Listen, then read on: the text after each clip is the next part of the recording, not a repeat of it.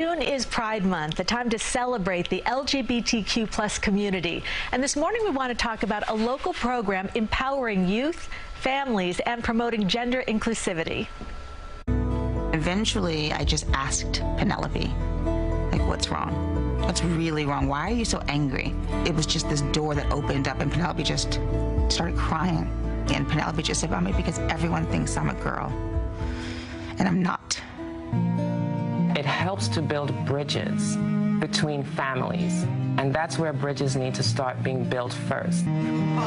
With my mom going there, she became very comfortable with my gender identity, and she was became so proud of me and everything. I don't think I've ever seen my child happier than he is right now. How he is just blossoming and coming, really discovering himself. It's really it's wonderful to see. It really is. Joining me now is Derek Jordan, director of the Gender and Family Project at the Ackerman Institute for the Family here in New York. Derek, thank you for being here. Thank you, Cindy. I'm glad to be here. Now, the clip we just saw, really powerful. Tell us more about the program. Yes, so Gender and Family Project started about 13 years ago, and it was a group of volunteers that just got together and wanted to support each other. From that moment, we've expanded to offer family therapy. We provide trainings to schools and the DOE, organizations, nonprofits, corporations, and we have our monthly groups for community, to build community for caregivers, for young people, to create a safe space where they can be their authentic selves, build some skills, and just be in community with one another. I think that's so wonderful that you service the whole family, because it's not just one person that's affected. What are the most common questions you get from parents and family members?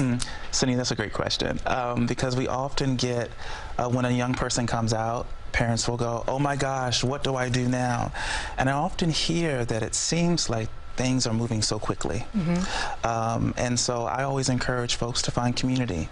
That's the first step, right? Even in a city like New York, where you can feel like a drop in the middle of a pond, there's a community out there for you, and that's the door to being able to get the strength and support and resources that you need to support your family.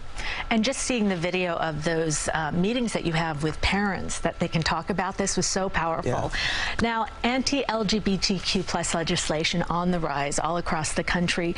How is that impacting the community?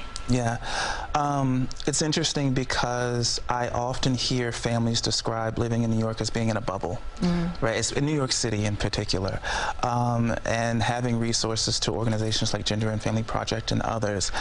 Yet the idea that there are policies, laws, people who say that you don't have access to care, that you aren't human enough, impacts the person, even if they're not in that locality.